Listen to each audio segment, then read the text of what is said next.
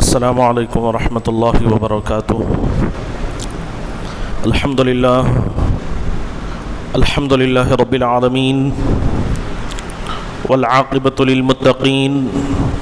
والصلاة والسلام علی سید الاشرف الانبیاء والمرسلین وعلی آلہ الطیبین الطاہرین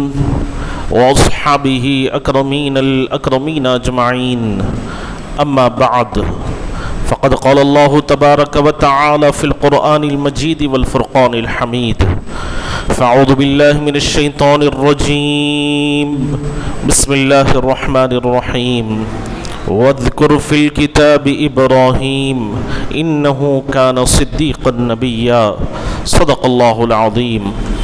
قال اللہ تبارک وتعالی فی شأن حبیبہ تعظیما وتکریما، ان اللہ وملائکتہ یصلون علی النبی یا ایہا الذین آمنوا صلوا علیہ وسلموا تسلیما، اللہم صل علی سیدنا محمد وعلی آلہ وصحابہ افضل صلواتک وعدد معلوماتک وبارک وسلم۔ تمام حمد و تعریف اللہ رب العالمین کے لیے ہے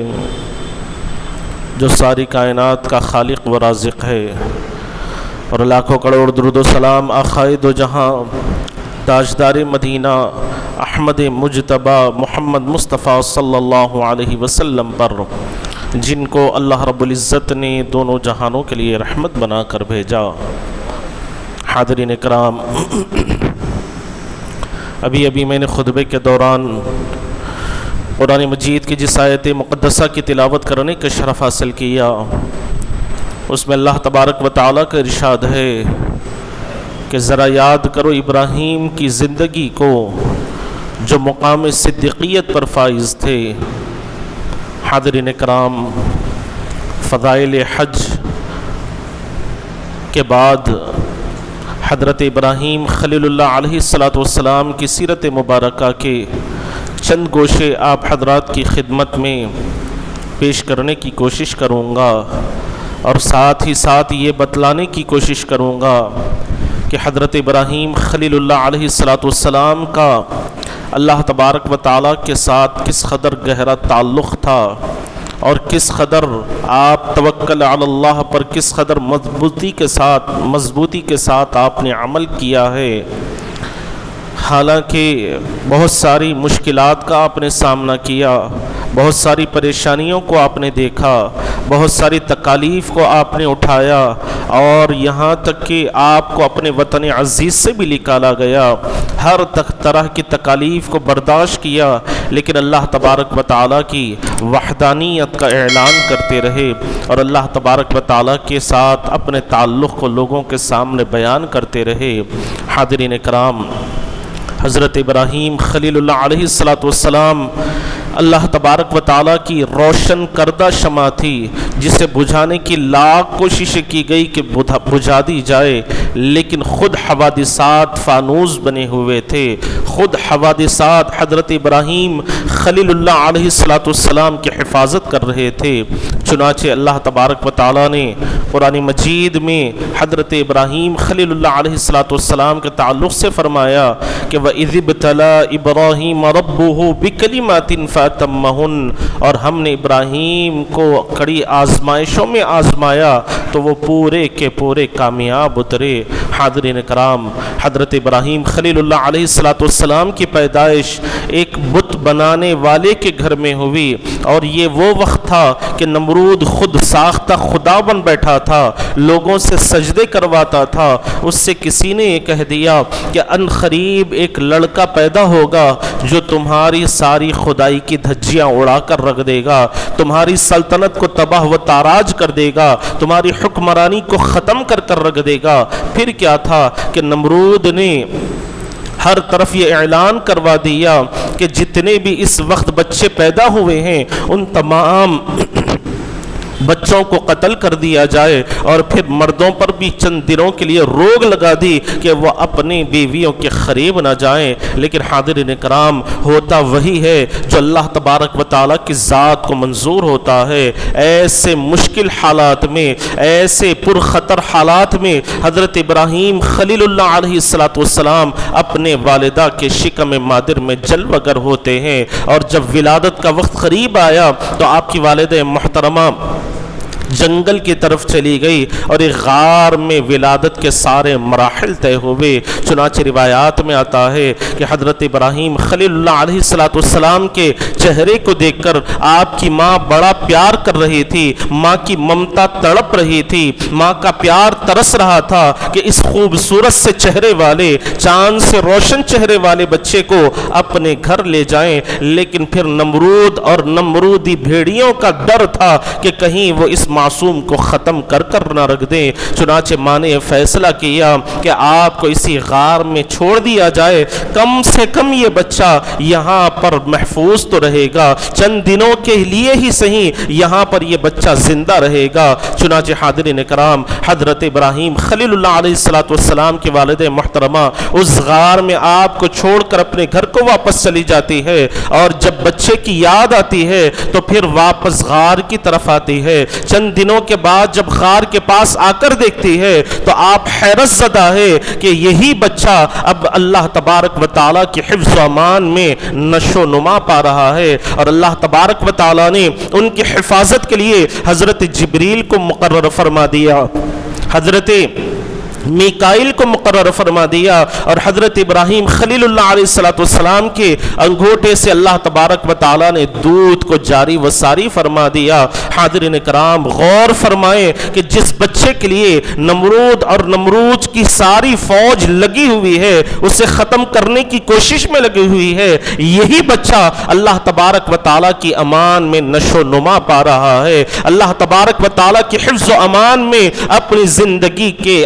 آگے کے لمحات کو پر پرواز کر رہا ہے، آگے اپنی زندگی کے لمحات کو بڑھا رہا ہے۔ چنانچہ حاضرین کرام، حضرت ابراہیم خلیل اللہ علیہ السلام کی ساری حیات طیبہ میں کڑی آزمائشوں کا ذکر کیا گیا، اور قرآن مجید میں یہ بھی واقعہ بیان کیا گیا کہ جب حضرت ابراہیم خلیل اللہ علیہ السلام کچھ بڑے ہوئے اور غار سے جب آپ باہر تشریف لائے تو آپ نے آسمان کی جانب دیکھا، ایک ستارہ چمک رہا ہے، اور آپ نے سوچا کہ شاید یہ میرا خدا ہے۔ حضرت ابراہیم خلیل اللہ علیہ السلام کی وحدانیت یہ تھی، اللہ تبارک و تعالیٰ نے آپ کو وحدانیت میں اتنا مضبوط کر رکھا تھا، جب آپ نے آسمان کی جانب نظر اٹھائی تو دیکھا کہ ستارہ چمک رہا ہے، آپ نے سوچا کہ شاید یہ میرا خدا ہے، لیکن اس ستارے کی قسمت پھوٹی تھی، وہ دیکھتے ہی دیکھتے غروب ہو گیا، تو آپ کی زبان سے نکلا کہ لا احب الافلین،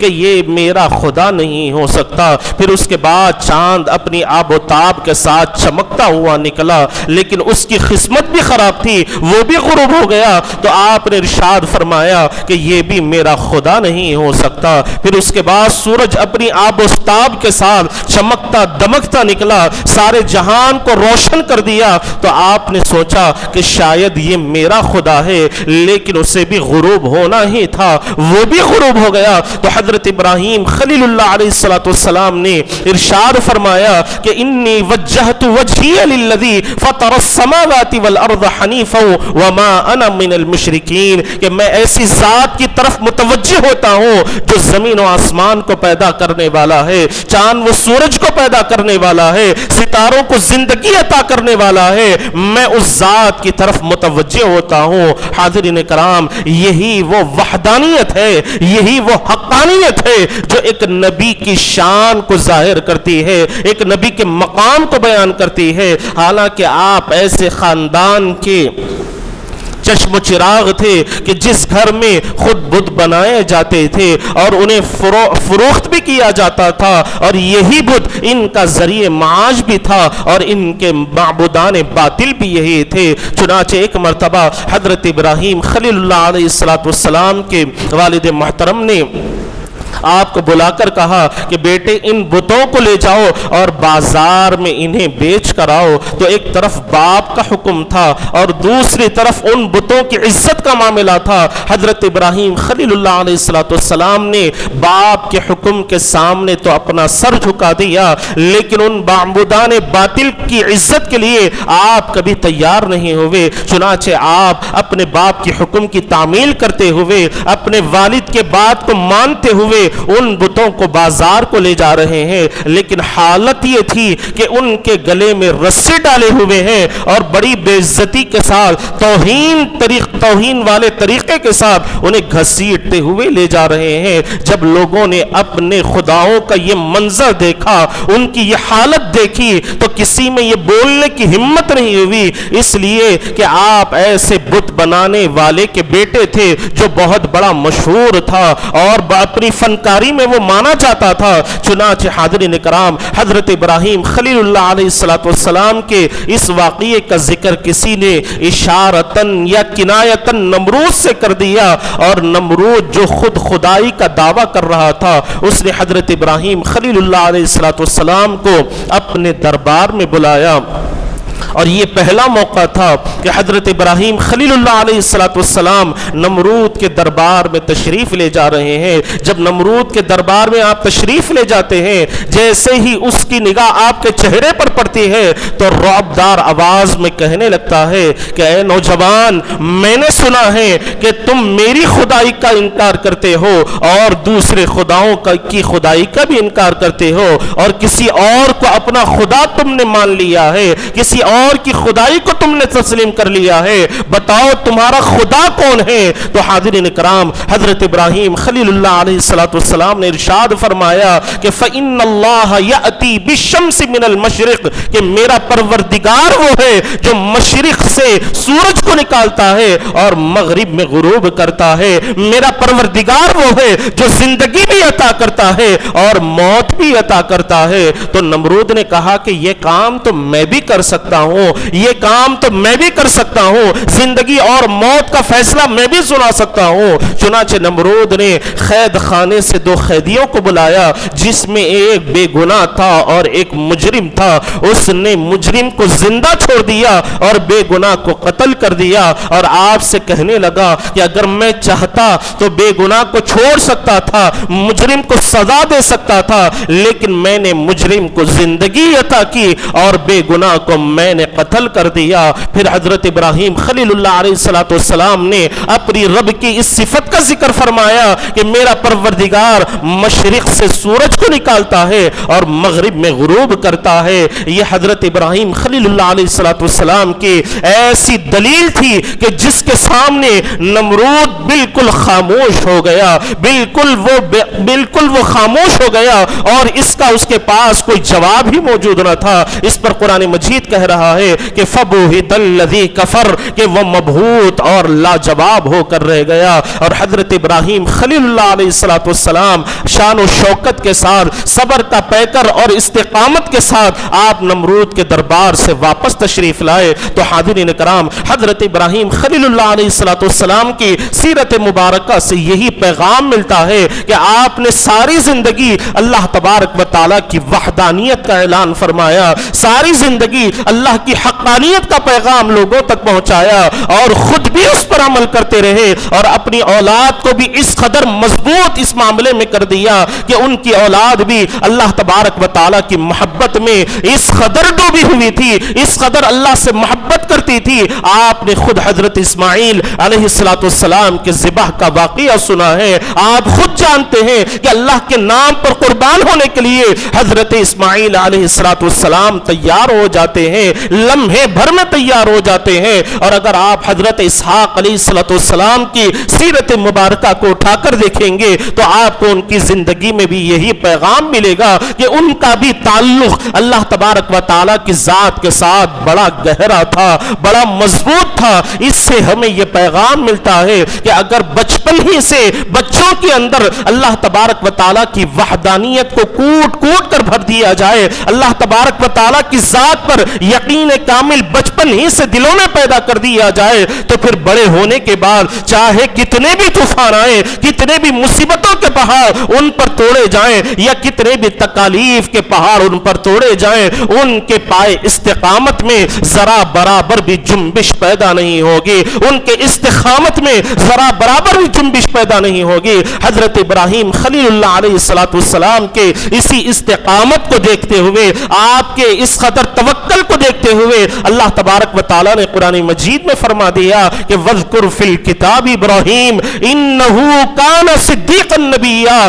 کہ ذرا یاد کرو ابراہیم کی زندگی کو جو مقام صدیقیت پر فائز ہے، جن کو ہم نے بلند مقام عطا فرمایا ہے۔ اور قرآن مجید کی کئی آیات مبارکہ میں اللہ تبارک و تعالی نے حضرت ابراہیم خلیل اللہ علیہ السلام کا ذکر فرمایا ہے۔ اور جب آپ نے اللہ تبارک و تعالی کی آزمائشوں میں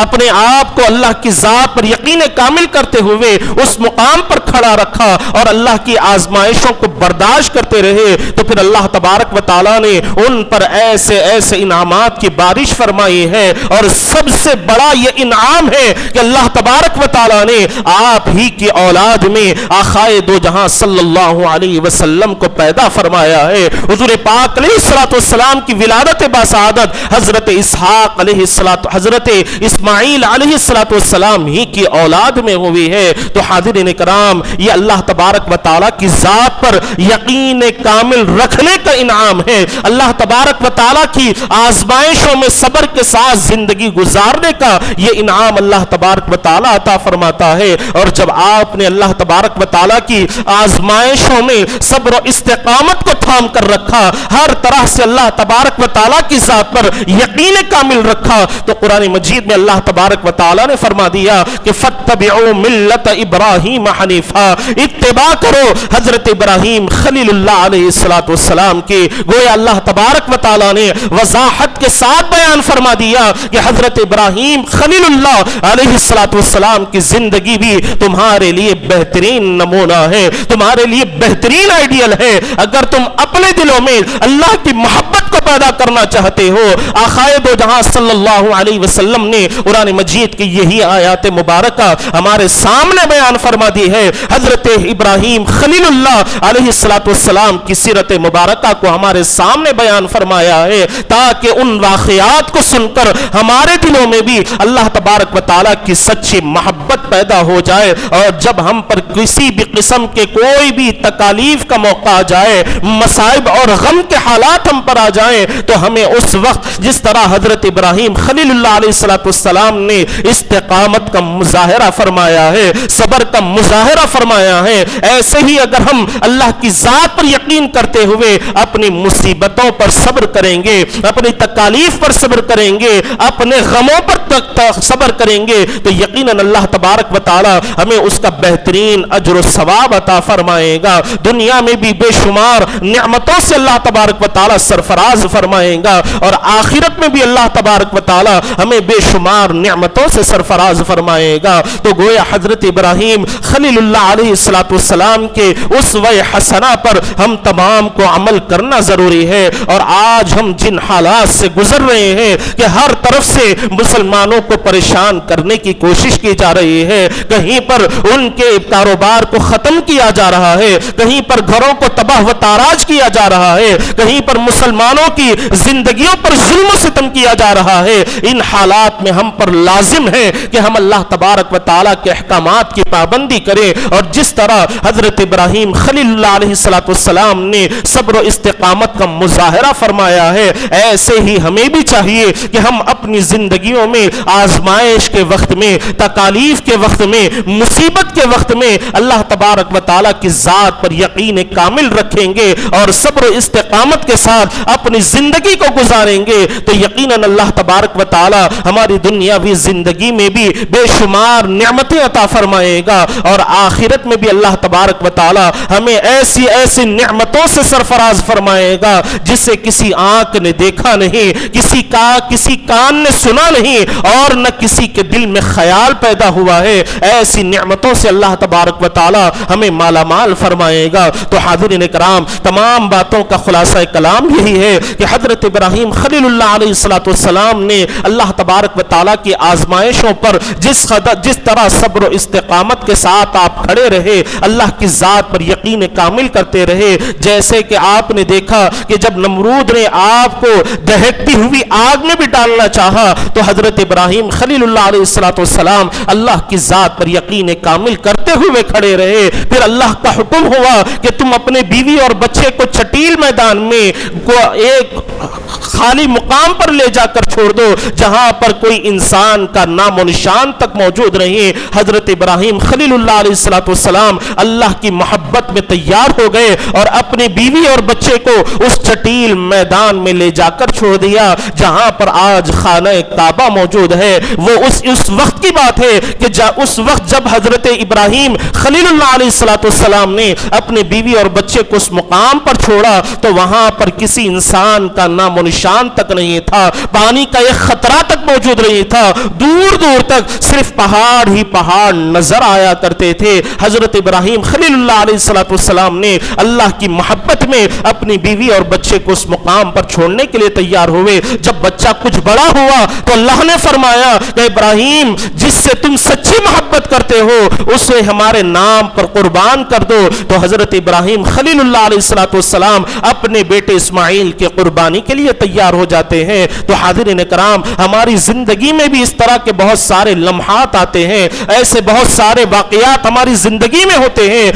کہیں پر ایسا موقع آتا ہے کسی کے رزق کا مسئلہ ہو جاتا ہے، کسی کی جاب کا مسئلہ ہو جاتا ہے، کسی کے کاروبار کا معاملہ آ جاتا ہے، کسی کی تعلیم کا معاملہ آ جاتا ہے، کسی کی گھریلو زندگی کا معاملہ آ جاتا ہے۔ اگر وہ بندہ ان حالات میں صبر کرتا ہے، اللہ کی ذات پر یقین کامل رکھتا ہے، تو اللہ تبارک و تعالی نے ایسے ہی لوگوں کے لیے فرمایا کہ وَلَنَبْلُوَنَّكُمْ بِشَيْءٍ مِّنَ الْخَوْفِ وَالْجُوعِ وَنَقْصٍ مِّنَ الْأَمْوَالِ وَالْأَنفُسِ وَالثَّمَرَاتِ وَبَشِّرِ الصَّابِرِينَ کہ ہم تم کو آزمائیں گے تمہاری جانوں سے، تمہارے مال سے، تمہاری اولاد سے، تمہارے کاروبار سے، تمہاری نوکریوں سے، ہر طرح سے ہم تمہیں آزمائیں گے۔ جب تم ان آزمائشوں میں کامیاب اترو گے تو اللہ تبارک و تعالیٰ فرما رہے ہیں وَبَشِّرِ الصَّابِرِينَ، خوشخبری ہے صبر کرنے والوں کے لیے، خوشخبری ہے اللہ کی ذات پر یقین کامل رکھنے والوں کے لیے۔ تو حاضرین کرام، مومن کی زندگی میں،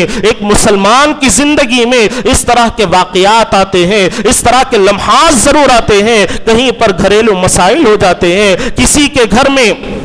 بیماری کا معاملہ چلتا رہتا ہے، کسی کی نوکری کا معاملہ چلتا رہتا ہے۔ اگر ان حالات میں بندہ صبر کرتا ہے تو اللہ تبارک و تعالی اس کی زندگی میں خوب برکت عطا فرماتا ہے۔ نوکری کے مسئلے میں جب بندہ صبر کرتا ہے، حلال و حرام کی تمیز کرنے لگتا ہے اور ہمیشہ اپنے آپ کو صراط مستقیم پر گامزن رکھتا ہے، ساری زندگی